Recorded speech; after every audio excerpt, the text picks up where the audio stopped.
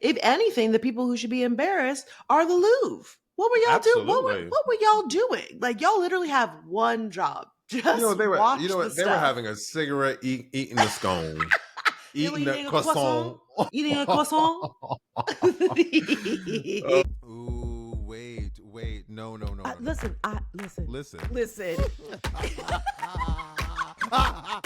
Wait. I hate you for that. Let me fix it. Welcome back to Let Me Fix It, the podcast that says we were off for a week, but Let Me Fix It's back. All right. All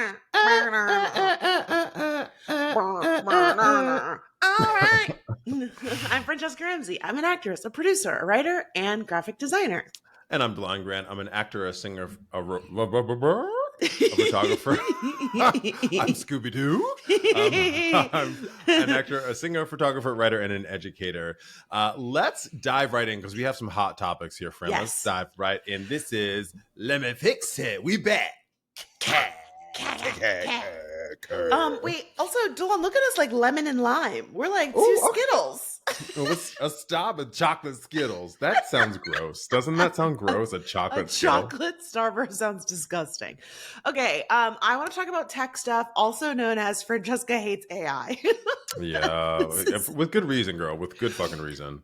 Okay, so this past week, OpenAI's Sora app bans Martin Luther King Jr. deepfakes after his family complained. Now, the fact that they did not see this coming. Sora is this new app, DeLon. I don't know if you're familiar with it. Yes. That OpenAI. I'm sorry. I like. Oh no, she has a frog and a lizard in her throat. I have a something in my throat. Have mercy. I think I got it. Okay, again. So Sora is this app that OpenAI, which created ChatGPT, they released. And essentially you can like use anybody's picture and turn it into a video. And predictably, people started doing this with Black people. I mean, Black people are all over this. But one of the very popular ones was MLK Jr. and making him do like really racist shit. I mean, no matter what he's doing, it's inappropriate. Playing basketball, DJing, like making monkey noises. And most recently, Robin Williams' daughter posted a message saying, please stop sending me AI messages or videos of my father.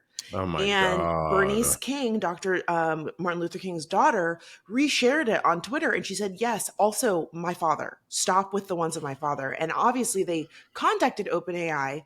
So they put out this statement that they are pausing users' ability to use Martin Luther King Jr. in the videos. And this feels like a Band-Aid on a bullet hole because it's like, okay, great. You've stopped this one. They're just going to move on to other celebrities and people who've passed away or people who are alive. There's no positive application for this shit. Well, and especially when like we had all that deep fake stuff during Donald Trump's first term with Nancy Pelosi videos being slowed down, so it seemed like she was drunk and like a bunch of I think there was some Scarlett Johansson had some lawsuit because they used some AI that sounded very much like her voice. Yes. So like to your point, we knew this was already coming, and the idea that they're just saying, well, the internet is the wild, wild west, and we're gonna like kind of whack-a-mole it and versus like doing something substantive is kind of nuts. And this goes to my point about they're needing, I've said this on the podcast before, they're needing to be like a substantive revolt where we go, this is not okay. We're not doing this anymore. Right. Because the other part of it is like, I know that, the guy who created OpenAI and a lot of celebrities, like people, you and I can put our faces up there and create, any kind of digital, videos of ourselves. But like, this is the fake news of it all, right? If we can just have politicians saying anything, have dead people saying anything, like that's where we get to more fake news and falsified evidence. That's the thing. Alternative facts, right? Yeah, we get into that like we don't know what reality is anymore, right? Which is the really scary part of it. Yes, that point about the reality is so real, is so true, because I'm really worried about, look, we already have seen how police officers have tampered with evidence, have falsified evidence. I mean, what Right. is stopping people from using these apps to create fake videos of people confessing to crimes or video footage of people committing crimes? I mean, Yeah. it's just to your point about like, yes, if you want to use this for yourself, I truly, I cannot imagine any practical application of this. Like, we all have videos in our phone or cameras in our phone to take videos. There's really no reason. I've never seen anything generated that I was like, wow, that was really cool. It's always so stupid. It's always so stupid. It's always so pointless. And you should have the right to your likeness. Yeah. You should be able to determine. I mean, and I would even say this out in public. I see people filming people in public all the time, and I'm like, what are you doing? Yeah. You like, and there's this whole thing of like, well, you're in public, there's no right to privacy. And it's like, okay, but like if I'm in public and you see me, that's different from you filming me and then putting it on the internet and being like, haha, look at this person. Let's all Right. talk about their body. Let's all talk about how they're dancing or whatever it is that they're doing. And now the ability to create, put words in people's mouths is just so terrifying. And everyone shouldn't just be celebrities. Every single person has the right to their likeness and should not live in fear that tomorrow they're going to wake up and some video is going to be on the internet of them saying something or doing something they didn't do. Well, and back to the Dr. King of it all, and Robin Williams family and their estates. It really does taint their memory, right? Like, Yes. and I would say, like, listen, class, uh, we are all flawed. Dr. King had his flaws. Robin Williams had his flaws, right? We are all three-dimensional human beings. That takes nothing away from their legacy, and I think doing this taints it. Not only that, but like generations that are coming behind that are learning of these people Mm-hmm. might come into contact with these deep fakes and think that that's reality, you know? Yeah. Oh, it's And already it's just, happening. yeah, it's a distortion of I think culture, if I'm honest.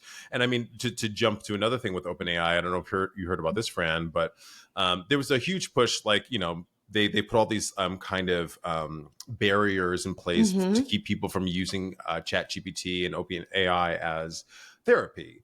Yes. And there people were having full-on relationships with it and still are in some ways. Yeah. But they're weakening those, that they've just put these barriers in. They just put these Mm-hmm. stopgaps in. And now they're weakening them again because they're Yeah. going, well, let adults be adults. Because And they they need realized, money. well, that's it. Well, That's because they also, well, because the guy who started it, I forget his name, he said early on, like, well, what we could do to make money is we could open it up to erotica, but we don't have to do that. he But said, "Oh, they've we're gonna realized, cure Sam Altman is his name. We're gonna Sam cure Altman. AI is gonna cure cancer someday." And now they're like, "Oh, so now you can say sexy stuff." Well, because like they've estimated, because they thought it hasn't grown like they thought it was going to grow. Mm-hmm. They've invested all this money and time into it, and so now they're having porn on Chat GPT, which is going to Mm-hmm. help our loneliness epidemic immensely. It's gonna make it It's worse. that's the point. I was being absolutely Yes, facetious. yes, yes. But like, you know, like that, it's this is a really big problem, and that's not to say that like I use OpenAI. I use Mm-hmm. ChatGPT. I Mm-hmm. do. I use it for recipes sometimes. Not that I'm cooking, but I also use it. I do use it for like to look up things really quickly, or to verify things, or as a second source. You know, as an aid. But like this is really a distortion. And you know what? I will say this. They thought the internet was going to be what we're claiming Chat GPT is going to be, and Mm. the internet was that and is that. So, but it didn't bring down society, right? Society didn't Yeah. come crashing down. It was just a slight erosion in some areas. Well, I don't know. I push back on that only because, like, yes, the internet is a tool, AI is a tool, but like in the same way, like the power of being able to type a few words into Sora or ChatGPT and have it fabricate a picture for you, like that is taking away people's jobs. It's threatening people's livelihoods. I think I've heard people make the same equivalence of like, well, people thought the car was going to ruin things. And it's like, okay, I just don't think that there is a one-to-one what's the word that I'm looking for?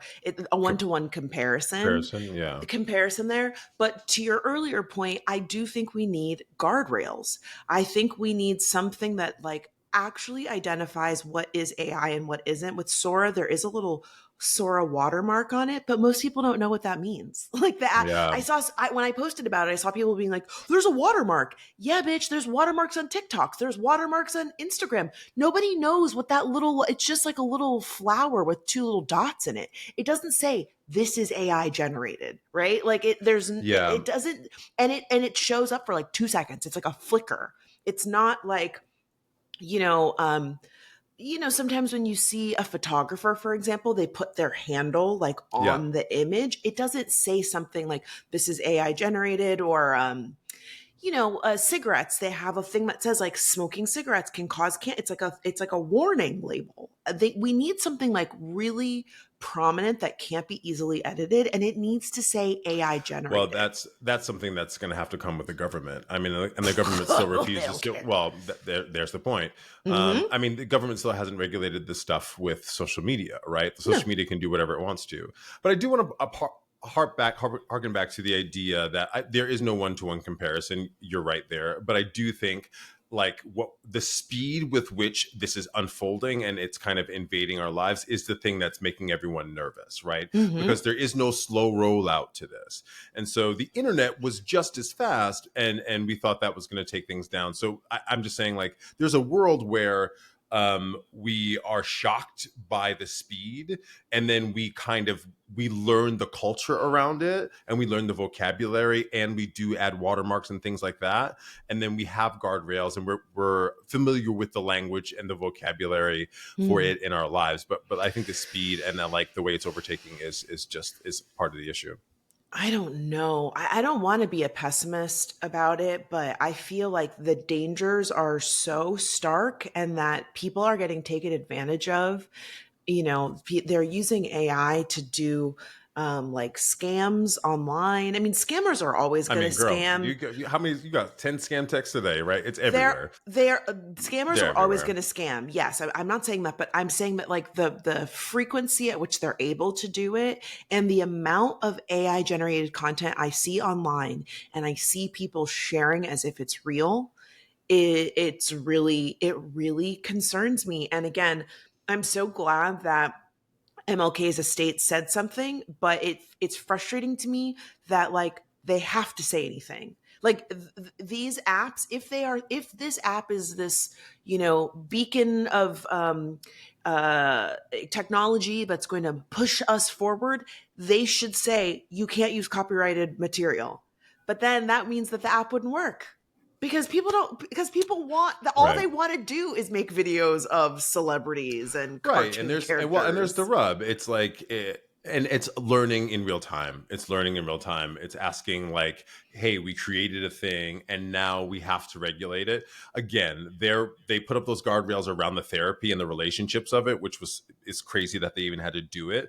But did they see that coming? Probably. But did they let it happen and let it unfold until it was an issue?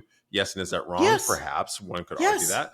But I do think like, you don't know until you know. I think they And knew 1000%. The OpenAI employees were showing off all of the video capabilities on Twitter, and one of the videos that they shared was a surveillance camera from a fake surveillance camera footage of Target of their boss Sam Altman stealing and getting arrested. Now, what purpose could we glean from a fake security camera footage of someone stealing? Why would you want to make that? Like, hmm, there's nothing positive that can happen with that. Like, I just feel like it is one of those things where they absolutely knew that this could be abused, and they just didn't care. They just didn't care because capitalism. it Yeah. started from a place of you have to opt out. Like everyone's likeness is allowed to be used until you go to the app and say no, and they got so much blowback that they changed it. They just didn't care to start. And Hmm. again, it really frustrates me that we're in this place, and I really worry that this is just going to get it's already so out of hand, and I'm I'm trying so hard not to be like doomsday about it, but it's really fucking scary. Yeah, yeah. And I keep saying too that like I think there's a world where we all, I mean, you're chronically online, and I think we all are in ways, but like I think there's a world where we have to start unplugging. Like that's the power. Yeah. Oh, that's The exact. power is you spend so much time sitting there on the phone scrolling through, and then they have our eyes, and the algorithm is trained. They're in, right. So I think we actually have to like. I read something the other day that was talking about how people don't have parties anymore.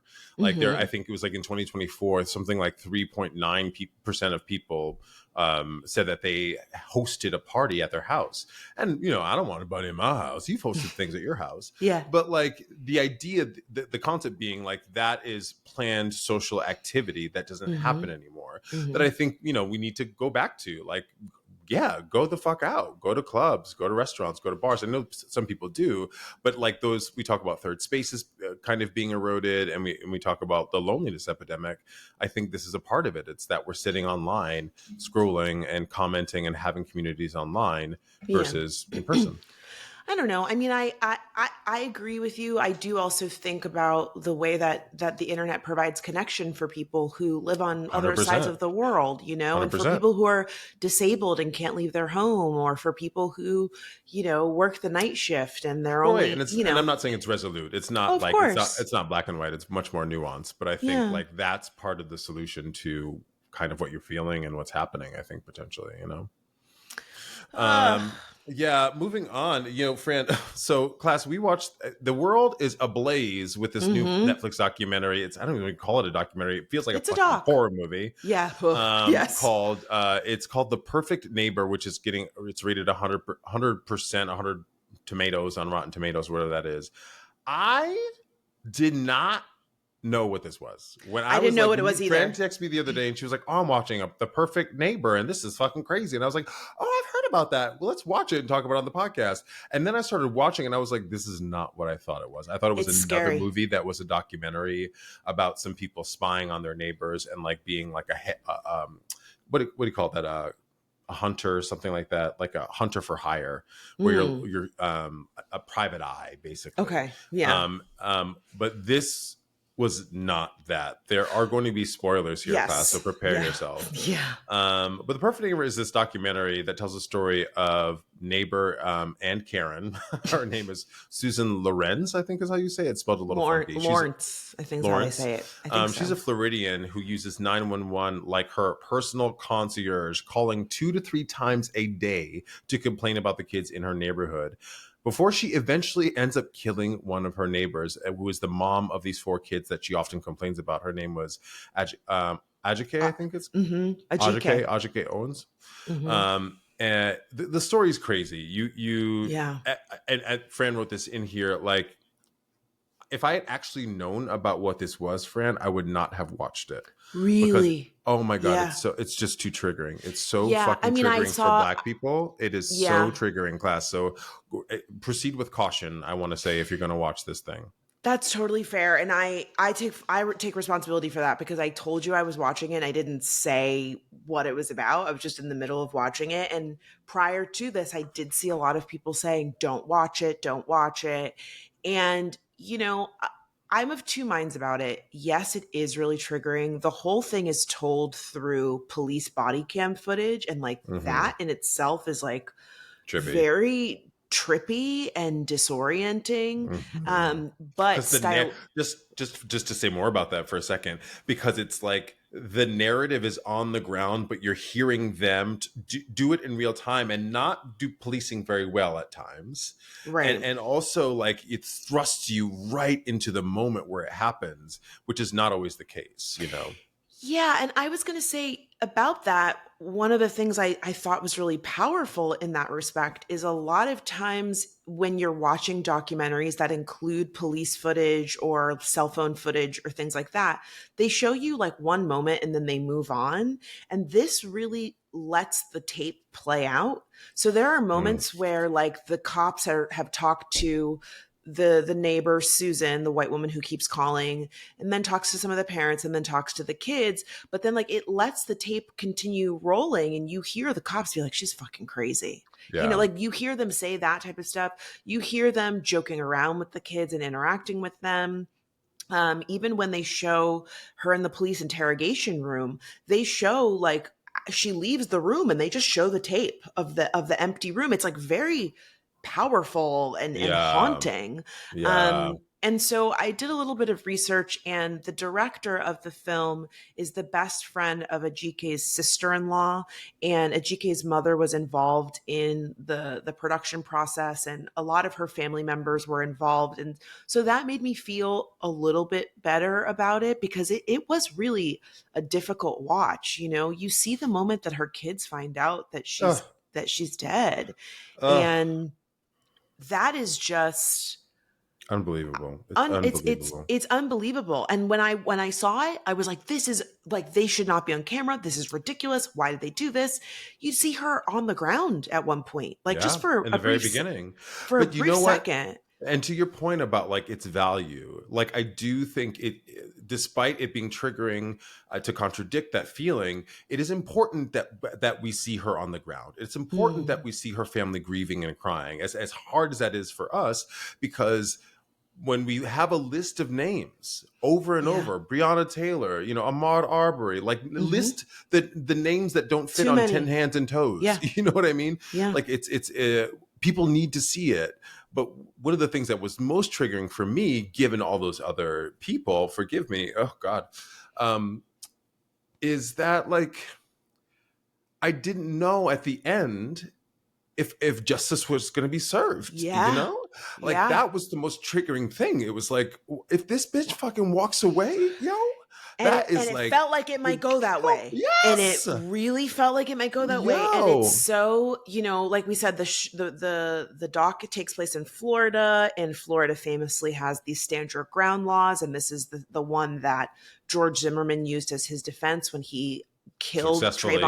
Trayvon Martin and you know, got away with it. And so you're right. Like that was the way I was feeling, because I wasn't familiar with the story.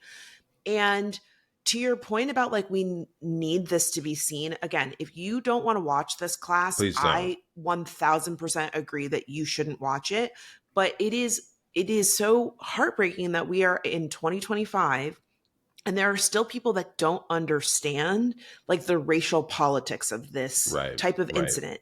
Because if you are a Black person in the world, you have dealt with a white person being like, what are you doing? You're not supposed to be here. You're too loud. You need to come. Like the way that they think that they are supposed to be the police everywhere they go. Everywhere they go. And Delon, you and I are loud and boisterous. We'll be out to dinner and we will be looking around and just like, can y'all get out of our mouths? Mind you, other people are being loud and talkative, but it's only, what is that TikTok sound when you're Black? And you're never really You're alone. never alone. There's always a white person in your business.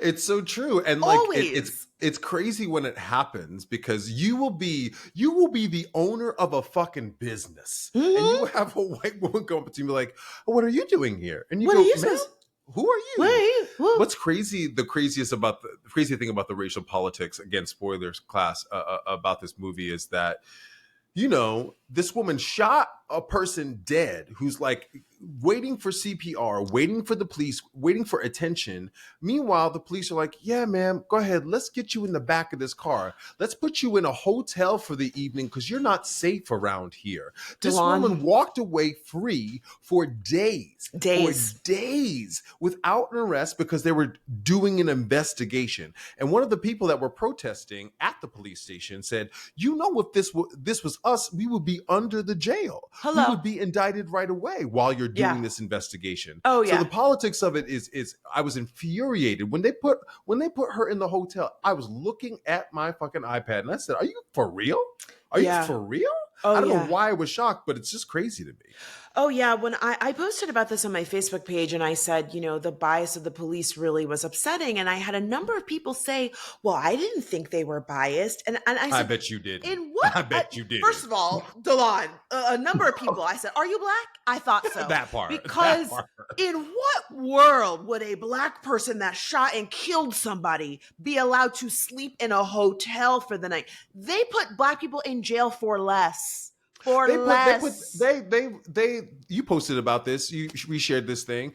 A football player got in trouble for dog fighting, and he was indicted, put in jail, and lost his NFL contract. So like not apples and oranges, but like we can breathe wrong. Well, and but apples and oranges, but I do think that is a bold, an important point, because let's shake the table a little bit. White people care more about animals than they do about us. Remember Christian the Lion? Wait, which one? Who? Oh my God, there was a lion that got shot or poached, and Instagram went crazy. This was like in the early 2010s. No, I don't remember that. The internet fell apart, and this was at the height of Trayvon Martin and George Zimmerman. And I was like, "Are y'all for real? A teenage boy was just shot dead in his neighborhood. Are y'all for real? Christian the Lion?" I'm genuinely not surprised. It's that community meme come to life where it says, I can excuse racism, but animal cruelty is where I draw the line. And I really do think that speaks volumes, because a lot of white people watched that and were able to empathize with that white woman. Well, the kids are being loud. They're children. And I will also add, this is another story that we're not going to touch on, but this Young Republicans group chat got exposed recently for all these racist messages, and JD Vance is out here calling them kids. Kids will be kids. These people are 29, 30 years old. But conversely, a black child is always adultified. The minute a child comes out of the womb, they are like, well, he's mighty big, sir. He wasn't it, and whether it was Mike, it's Delon, so true. tell me I'm lying, because you a big motherfucker. I was at 15, I had a goatee, and they were telling me I was 30. I swear to God, at Burger King, my first job. Swear to God. Right. Because I remember when Mike Brown was shot and killed, it was all about how big he was. Right. When Trayvon Martin was killed, it was all about how tall he was. When Tamir Rice was killed, it was about how big he was. I mean, the double standard for how we are treated,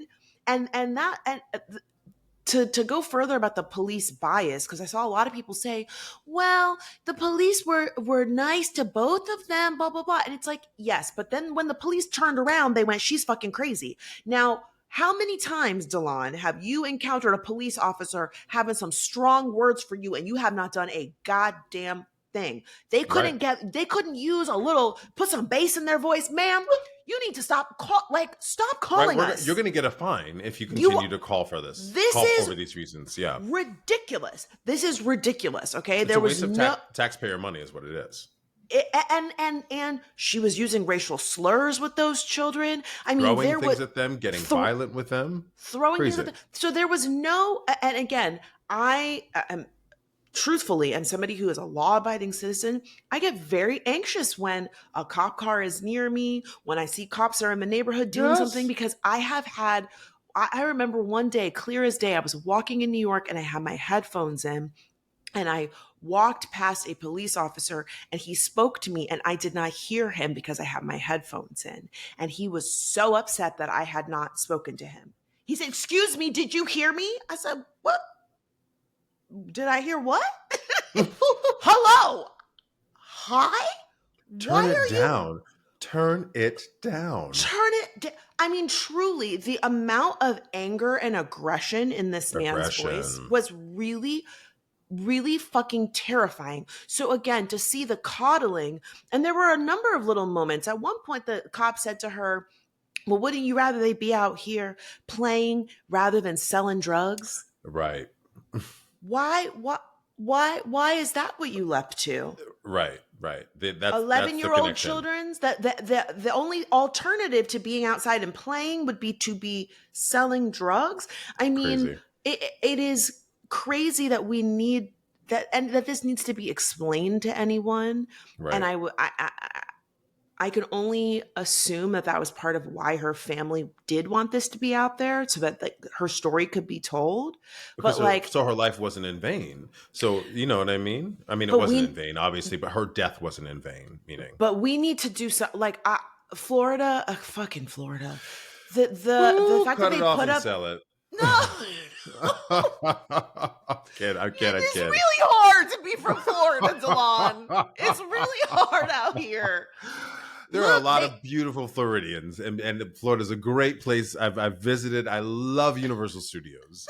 but they put up at the end that these stand your ground laws are that more people have died from them in the past few years, 700 a year, friend. and that 700 people a they year. negatively, disproportionately affect Black people.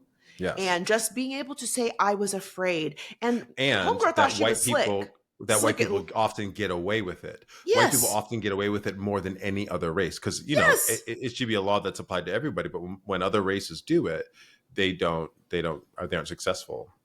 No, It's crazy, man. And it's again, I want to say, not again, but I want to say thank you to the family for putting it out there. I would not have watched it had I known what it was about, because I remember I saw this play that had to do with police violence, and I just was like, oh, this needed a trigger warning because of like your own experience being a Black person in America. And I don't think I push back on trauma, especially Black trauma, which is often used as entertainment, or any kind of racial trauma, or disenfranchised, insert blank trauma. But I don't need to see it anymore. But again, this perhaps wasn't is an exception to that rule, because I am grateful for them putting it out. So thank you all. To your point about the trigger warning, I think that's a really good point, because look, when you go see a movie in the theater, it has a rating. They tell you sexual content, nudity, language, whatever. But documentaries don't really come with that. And in this instance, you see a flash of her body on the ground. That was crazy. That was crazy. That was not what No. I had no idea. I didn't know what the documentary was about. I just saw that it was the #1 trending, and I was like, I'm going to watch this. I was watching this shit on the treadmill, and I was like, what? What? Oh, girl. It doesn't tell you. It doesn't say anything. It doesn't say anything. It doesn't say anything. And so, and even like the poster. Misleading. Well, it's because, at one point when she calls the police, she says, I'm a perfect neighbor. She says, I don't do anything. So, I mean, it's the kind of tongue in cheek, using her own words against her type of thing. But like the poster is like very, I mean, like it's like an apartment building. You don't know what it's about. Like, and so, and again, maybe those were all intentional choices by the director. Totally.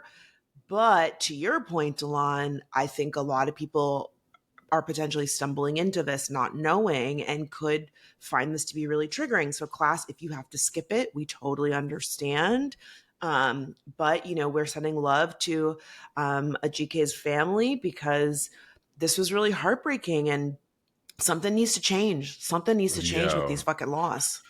I'm telling you, especially that stand your ground law. I mean, I will say, the last thing I'll say about it, I was pissed at how long they let this woman walk free before they arrested and indicted her. But to see her in the interrogation room, where the detectives were really questioning her and backed her into a corner, where she was straight up trying to. They got her good. She was trying to tell some clear lies, and got caught real quick. There was 1 minute between her call and the shooting. They said, so let's check the record. It was a minute. Yeah. And listen, great detective work, right? Mhm. So I will commend them for that, because they That's why really you should have did what locked her ass up on day one, from jump. motherfuckers. Day Right? one, you should have She locked her could have ass enough up. flight risk. Ready? Hello. Anyway, let's hop over to some news. I put Mm-hmm. these in here because I really did want to talk about the No Kings protest, because I could not go, and in some ways, I'm like, it is not our journey in a lot of Mm-hmm. ways, I Mm-hmm. think. Mm-hmm. But that's another topic to be had. So, class, if you're not familiar with these yet, there's these No Kings protests that are happening kind of on a recurring basis around the nation. They are Yeah. against the Trump administration and everything that they're doing. I can't help it, but I do need to list some things that they're doing, lest we Yeah. forget the Yes, of mass course. vigilantes that are disappearing innocent people off the streets in our nation, using the military against American citizens, not only planning it, but sending in National Guard to places like Chicago, LA, planned in New York, cutting and gutting national agencies. That's to say nothing of the government shutdown that is to help them to keep them from cutting Medicaid, taking planes and crypto bribes around the nation, right? So like Mm-hmm. we turned into a banana republic here. But the organizers of the No King protests estimated that over the weekend on Saturday, 2,600 protests happened across the nation, Yeah. and that meant that 5 million people showed up. Fran, did you see any of the footage of these, like in New York and in Yeah. Boston? Oh, The I aerial footage saw was crazy. the aerial footage was insane. There were so many people there, and it was really inspiring. I mean, I think, you know, I have mixed feelings, I'll be totally honest, because I do have the feeling of there's this whole emphasis on like, it was peaceful, it was peaceful. It's like, yeah, because black people weren't there. And when we're there, they try to light shit up. Well, You and know, that's to my point where I was like, the other thing I was like, that's that's not into our, the conversation. It's not yeah, ours. Y'all have to do right. this. We did what we did it. We did it. Right. And We've done it. yes, I agree with you. I guess that's where my, again, there, I saw a video recently where it was like a police officer, you know, thanking the protesters for, you know, I think it was from Chicago, and saying like it was so peaceful and blah blah blah. And I was just like, I feel like this is like a backhanded compliment. First of all, the Hmm. police officers are going, "Thank you, good job, guys." It's like, fuck you. But also, so often protests for police violence where they are majority black have shown up. They're not violent at all. It's the police being violent. It's the Hmm. police showing aggression. And it's just so frustrating that it seems like this is kind of being, there are, not everyone, but there are people holding this up as like, see, look at how good we are. And it's like, yeah, but you're not acknowledging that a lot of those other protests, it wasn't that the protesters were violent. It was that the police became aggressive to begin with. And I really feel like that's what the administration wants. Oh Donald God, Trump yeah. That's the put out, pretext for all of it. oh Yes. oh Donald Trump put out that AI video. Did you see it of him? No. Oh, Donald Trump put out a video of him flying a fighter jet and dumping shit on protesters. And I really And y'all are believe, out here mad about Gavin Newsom. This is the sitting president I of the think, United States. This is listen, crazy. listen, I'm gonna push back on the Gavin Newsom. I don't think that they are one to one, but when Gavin Newsom gets asked about taking APAC money and he starts going, I I do didn't think, listen. I didn't say I say he's great. I don't believe with that APEC money either, right? Like for right, sure. but I But just think, everyone's flawed, yeah. right. Well, and I, like I said in the other video, I side-eyed Gavin Newsom posting AI videos. I don't see the benefit in it, but I really do feel like Donald Trump posted that one in particular because he's trying to rile us up. He Yeah. really wants a fight so that he has carte blanche to declare martial law It's the and start. pretext for it. Yep. That's exactly the thing that he wants. Yep. So I think the thing that I'm hungry for, and tell me how you feel about this, is some sort of like plan of action. Like we do the protest, but then like what is supposed to happen after the protest? You know what I mean? And Hmm. and you put something in here, and I'm really glad that you put it in here because I feel like this is a great follow-up. But Delon, Yeah. do you have thoughts about just, okay, we're doing these demonstrations. I'm glad that they're happening and that there's so much solidarity, but like what next? Like what's the next Yeah, move? I think this is the malaise that a lot of us fall into wanting to say something and having strong feelings and kind of seeing politics and the democracy not only eroded but just fall apart in front of us. When you do have, I hate even giving him this much credit and giving Project 2025 this much credit, but these Republicans have been on a 50-year campaign to do what they're doing, and we've just let it happen. We haven't paid attention to it because if we're talking about us, meaning the Democrats or liberals or that group, progressives kind of in, which is now a divide, but the left, as it were, for lack of a better phrase, we've kind of just been doing business as normal because we've understood that there are foundational things that hold up the democracy, flawed as they may be. But these people have just slapped the Constitution means nothing. The rule of law absolutely means nothing. So we're kind of stuck in this place where we don't know what to do other than protest. But I think to your point, we actually do need to start coming up with a plan of action and a solid voice. And I don't know, I know part of like the No Kings remit perhaps is that there is no one voice. There is no one person that's leading the charge on that side. It's kind of like a group organized thing from what I understand. But I don't think we know what to do. I don't think we know what to do next. But having the conversation and asking the question, I think is the right move, Fran, for sure. Yeah, I'm so glad that you brought up the Project 2025 of it all. And it's not to give them credit, but I saw a creator say this, and I thought it was really smart, was that Republicans, especially the Christian nationalist ones, they have been primed to work for these long-term goals because of the promise of heaven. They are told that you do all of it. They are conditioned. I mean, broke my fucking brain open. The long game, because to your point about, and this was part of a larger conversation about having slow hobbies, and the slow hobbies of it all was pitched as you need to retrain your brain to work towards things that are going to take time. Because if you are wanting to work for a better tomorrow, for a more just world, it doesn't happen instantaneously. And we have been trained by overnight shipping and 2-day Prime and Uber, fast food, DoorDash. You click the Uber, and if the Uber says more than 5 minutes, you're like, where the fuck is the Uber? I go to Lyft. Where is my Uber? Versus these Christian nationalists are told the reward is in heaven at the end. That's why you got to hate the gays now. You know what I mean? You got to start now. And so similarly to your point, I mean, you brought up Project 2025 very aptly.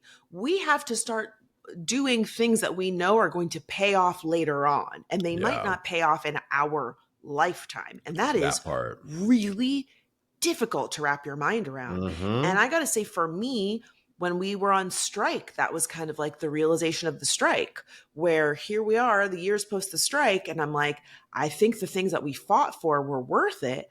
I don't know if I'm going to see the results of what we fought for in my career. Somebody else might, but I might not. And so we kind of have to have that same viewpoint here, where we are hopefully electing people in the midterms. We are holding our officials accountable. And look, I bring up Gavin Newsom again to say, like, look, Gavin Newsom, you work for us. So like, we have to say, no, we don't fucking like that. It can't just be, hey, I'm better than Trump. Hey, I'm not the other guy. Did you see the clip of Cory Booker on the I've Had It podcast? God. They got in his ass. The I've Had It podcast, y'all are better. Y'all are doing it. You are doing it. I forget that woman's name who heads it. I don't know her name. They held Cory Booker's feet to the fire. She said, did. I watched you do that 25-hour marathon on the Senate floor, and it was amazing. But why are you out here taking $800,000 from AIPAC? And he said, well, it's not that much. It's a little compared to bit. other people. No, it is that. We're talking about you. Right. We're talking about you, sir. Well, And class, if you don't know what APAC is, it's this government lobby that is a I forget what it stands for, but it's American Israeli. It has to do with Israel and lobbying for. It's the American Israel Public Affairs Committee. And it's a lobbying it's a lobbying arm, and the Yes. lobbyists go to our government officials and government agencies, and they spend money so that they can have their interests considered in our government. But APAC gives a lot of money to a lot of people on both sides of the aisle, and they're not registered as a foreign entity, and they technically are a foreign entity. Sure, and that's my problem with them. They're working on behalf of Israel here, and you're like, well, that's really weird. Isn't that any other agency would need to be registered? What other country would we be okay with that? Not a one. That part. Not that a part. one. Not a one. It's really weird. Right. And it also calls into question your credibility, because how can you be unbiased about what is happening in Palestine if you are taking money from Israel to say, oh, it's not a genocide. It's fine. We had to bomb the hospital. It's fine. They don't need food. Like you've been compromised. So again, you are right in the sense that like we have to really start thinking about how do we hold people accountable in order to get the things that we want. But at the same time, it is really hard. And I don't know what it is that we are supposed to be doing. I often feel like dysregulated. And I think I talked about this on the podcast once before, that I saw someone say that like you should pick a cause that's important to you and donate money when you can, or stay on top of a specific issue. For me, that's abortion access. But even that, sometimes every time a new news things comes out, I'm like, what, they about to take birth control now? Like what and are we knew and we girl, they're like stock up on plan B. I'm like, what? I mean, it's also just nuts that we didn't think that we would be here, obviously, but history is our friend despite us ignoring it, And so when you look back at like pre-World War I, pre-World War II, all of the things that were happening were this kind of devolution of society and rights being taken away, people being disappeared and kidnapped. And so I think we're very spoiled here. We just didn't think it could happen here. I will say this, like, not that this is anything to make us feel better, so it's just a statement. History is our friend in that while some things were really bad that led us here, we got through it. Right. Yeah. The world got through it. And so I do think, despite it being really fucking awful or feeling really awful, things like no kings are the things we can rest in. Things like donating to, abortion access are things we can rest in. Having these conversations are the things that make us feel less alone. The midterms, abso-fucking-lutely. Mark if you are not registered to vote, like you better get it, and this other one is a great example too of something that really can help us out. Please go ahead. Oh, okay. We can do this one together. Great. So there's some talk about doing a full economic boycott. This has been floated a number of times. The reason I'm excited about this is because there's an actual like plan. And oftentimes it's like, hey guys, don't shop tomorrow. And it's like, well, tomorrow is not like... But I need soap. One day. And again, like do what you can, but every single time it's always like, it's like a chain letter. I get a text message and I'm like, what is this? It's like, don't shop tomorrow. But this is a full economic boycott. So, we hit Target where it hurts. But this is saying send a message to really kneecap Donald Trump by really focusing on the holiday season. So no Christmas gifts, no traveling for Christmas. Yeah. Don't buy anything. I did see someone say, if you're going to purchase something, try to buy something that's like analog, like a book or a puzzle, Support a local industry, a small business. something that's local, something that's a small business, something Yeah. that's not tech, because the tech girlies, they are getting real crazy with all the monitoring stuff and upping your subscriptions and all of that shit. So I really think this Christmas thing is really smart, because that is the time that all of these industries see. They always do like, oh, we're doing all these sales. And then like, Black Friday. they're not sales. They're The- literally just, they like put when 1 cent down. have you ever? I've never gotten a Black Friday deal where I felt it was a deal. Never. I bought TVs and printers, and I'm always like, this feels like it's full price. The other thing I'll say, just to double down on how significant this could be, is that, class, if you don't know, 68 to 70% of the gross domestic product in the United States is from consumer spending. So we have to spend to prop up these businesses. Without our money, without our dollars, they can't do it. So I think sending a message, and also taking back our power, right? If we collectively do this, like it could be really significant. It's not just like bring back Jimmy Kimmel with Disney. It's like, oh no, we are letting you all know, if you are going to continue to bend the knee to this authoritarian administration, we are going to not spend money with you, right? We do have power. Yeah. I did see someone say that if there was to be another No Kings protest, that it should possibly be on Black Friday. Yes. And fill the streets, so anybody who does want to shop, sorry, you shit Everybody out of wear luck. black. They're like, I'm trying to get to Target. It's just a sea of people going by. I kind of think that's a great idea. I love it. I love it. And I also like, I don't know about you, friend, but I'm actually going to do this. I have to tell my family that I'm not going to go home for Christmas, and they're not getting any Christmas gifts, and not to send me any Christmas gifts. Yeah. I can get everything I need. This is one thing I feel like I can do. Yeah. And you know what? I will say, I think that's the really nice thing about this, is it does feel, again, the Target one, I'm really proud of us, but there are people who live in rural communities, for example, and that's all they have access to. They live in a food desert, and Target does have groceries. So there are some people who are like, I can't afford to boycott this place or whatever. But the holiday season, I feel like, is one where it's like, you know what? This is great. Oh, save me some. Those of y'all that got the big ass family, John and Kate plus 8, wrap it up. As in, not the presents. Wrap up. No Christmas. Also, like, don't go into that Christmas credit card debt, ready? Because that's where you rack it up. Right. I mean, Christmas I'm an season. only child, and so I don't have siblings to buy presents for. My dad is like a Yes, faux you do. Jehovah.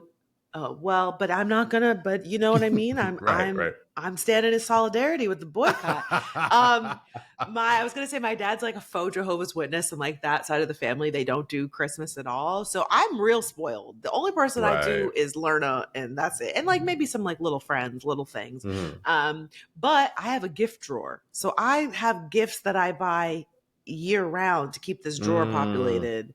So I don't really end up shopping in December. So I'm on board. Like, I think this is an easy one for me.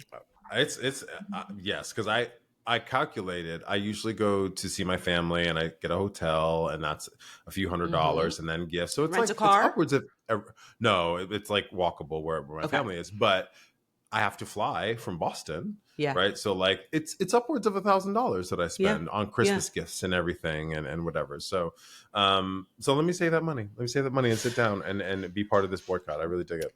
Yeah. You had a note in here about, do we think this will be effective? I think it will. I think it really will. Class, tell us in the comments, are you going to participate? Have you cut back on spending, period? Because let me tell you, I'm in grocery store. Every time I go to the grocery store, I'm like, God dang. It is correct. I had my grocery bill was $130 the other day. I said, why did I? My grocery bill has really skyrocketed. So I'm not eating out. I'm just sorry. Yeah. I have groceries at home. Like, I will not be doing it. So I think a lot of us are cutting back, but the holiday season, class, let's hit them where it hurts.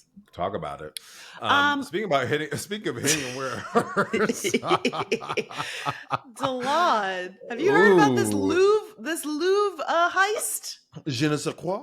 Je ne sais who. I did hear about this class. Did you hear about that? There was a daytime daylight heist at the Louvre, which is the National Museum in France. It took these people 7 minutes to humiliate the Parisians like this. Yes. It is crazy. So I really don't understand how they did this during the day and how it was this easily done. So but I did a little bit digging. I didn't put all of the information in here, but they showed up Sunday morning, like right before they were about to open, and they used this like contraption. I guess what it's used for. It's like a piece of to equipment. put furniture on the upper floors of Yeah, so all the buildings are really tall and like narrow. So they use this contraption and they got in and got out. You know what's on? I think 7 minutes in the Louvre sounds like a sex position or something. You just smashing shit up. I'm gonna take your gold. Just knock them walls around. Sometimes you need it. Wait, do you remember the movie The Italian Job? It's giving The Italian Job. Mark Wahlberg, Charlize Theron. I know the film. I haven't seen it. I immediately thought of Killmonger in in Black Panther. Totally. Because here's the thing. They stole all of these crown jewels, okay? But like the crown jewels, let's be real. How you had the money for the crown jewels? Y'all have depleted the resources around, colonialism is a motherfucker. Let's track where the gold and the jewels came from and see who stole from who. So is it really theft? Is it really theft? That part. Yeah, they said that they got away on scooters, but they left behind some things, and they were like, why did they leave behind certain things? And the authorities surmise that there's certain items that there's no way they're going to be able to sell because they're just so easily identifiable, but they took stuff that they can melt down so they could take the gold and melt it down and then sell the gold. These guys, these girls, they could be girls, these girls, these gays, these days, we don't know. Right. I'm not mad. I'm not mad at you. I'm really not mad at you. I'm really not mad at you. Again, because of the colonialist piece, right? Like you can't talk about these jewels without talking about colonialism and where they came from. And Napoleon, one of them was what's her name, Empress Josephine, or I forget her name, his wife's crown or something like that. But they were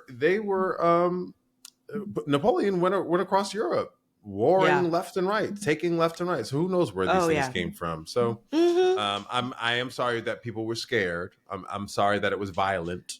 I mean, I kind of like that they're embarrassed. I think that's the thing I'm excited about. I'm also not mad that they're embarrassed because I didn't. Parisians are they're rude, rude, and then some, and then some. Yeah, they could stand to have a little bit of embarrassment. I'm mad at it. Yeah, you'll heal from it. It's fine. And yeah, also it's like they didn't do it personally to you. I mean, it's the crown jewels. It's if anything, the people who should be embarrassed are the Louvre. What were y'all doing? What were y'all doing? Like y'all literally have one job. Just they were. Watch they were having a cigarette, eating the scone, eating the croissant. Eating a croissant. Oh, stereotypes. Amazing. Let's hop over to the glow up, because I think we have some really good ones today. Class, now it's time for everyone's favorite segment, the glow up, as I just said, where we give props to those who've turned themselves around without our help. Fran, if I'm reading right, I think this one has a little bit of both of us in it. This one's about you. Okay, my glow up goes to DeLon Grant. My bestie did an amazing remix for me of my Leopard song, and I put it on. I did this like little Leopards EP at the end of last year. No one bought it, but that's fine. But I have been holding on to it. I posted it on TikTok at one point. But then, most recently, Azalea Banks was getting dragged because she went to... video you did, too. Oh, thank you. She went to perform in Israel, and then she very quickly was like, wait, they are being super racist to me. And she was like, posting on TikTok or Twitter about it. And I was like, ooh, people were tagging me. Where's Francesca? Where's Francesca? And I said, I can use that house remix that Delon made because it like kind of feels like Azalea Yeah. Banks-ish. Delon, when I tell you the girls in my comments were like, like, I mean, it's just such a, and like, the mix is just so good. People are like, I need this in the club. This is incredible. When's this going to be on streaming? It's so good. And I was like, that's Delon. That's my man. That's my husband. So it was great. I'm putting that little, I know I'm putting this feather in your cap because you are a phenomenal producer. You are a great musician. Class, I told you, I'll never forget. We were in Mexico for my birthday and Delon said, do you want to hear something that I produced? And I said, yeah, let me hear it. And this man turned around. He was like, the hip, the hop, the hip. And he had choreo. He had bars. He had, I mean, it was incredible. And I was jaw on the floor. I really couldn't believe. I thought you were going to show me like, something, a rough draft. No, this was a fully produced thing. So Delon, the fans are asking, where's the music at, sir? Where is it? Listen, I also thank you for bringing this up. I just did this this concert with this like Broadway legend named Liz Calloway, who's like a cabaret artist and whatever, and really well known in the musical theater world. And it was a new musical theater showcase. So it was like a bunch of writers that they invited to Boston, and a bunch of just Boston actors were asked to sing. And at the intermission, I was talking to this Broadway legend, and I was just like, yeah, this is like so inspiring. I've been writing my own stuff, la, la, la. We go back. She's the host of the event. We go back to the stage and she goes, thank you so much. This is so great. And she was like, and I just want to say, there are people in the audience here today that are budding writers. I was just talking to Delon. Liz, you would put me on blast like that. He said he's writing a musical and maybe he'll be here next year. And everyone's like, so I hear you're writing a musical. I was like, oh my God, help. So this is the universe also saying, come on, man, come on with it. Yeah. It's hard. I mean, look, this is your Spain. This is your Spain trip because, Delon, I hate you so much. Delon spent 40 days and 40 nights and 30 years. I tell you, I'm going to go to Spain. One day, I'm going to Spain. I said, nigga, if you don't buy the fucking plane ticket to Spain. If you don't take your ass to Spain and leave me the fuck alone, God. Go to Spain. I was just, please. So this is funny. Now, I think, and look, I get it. You and I are so similar. I am the queen when it comes to, making excuses for myself because out of fear, where I'm just like, well, I'll do it another day or I can't. Well, that's the perfectionism of it all. Like, it's an Ira Glass quote when you are an artist and you do it at a certain level, starting a new endeavor that is either adjacent or even new is like, ugh, like you felt it when you started writing, Yes, like you, of course. and I still feel it. and you were the interesting thing is like you were always fucking writing shit. White girls say to black girls is you writing. You know what I mean? So it's a pervasive issue. But thank you, Fran. Thank you for spotlighting me and gassing me up. I appreciate you so much. What's your glow up?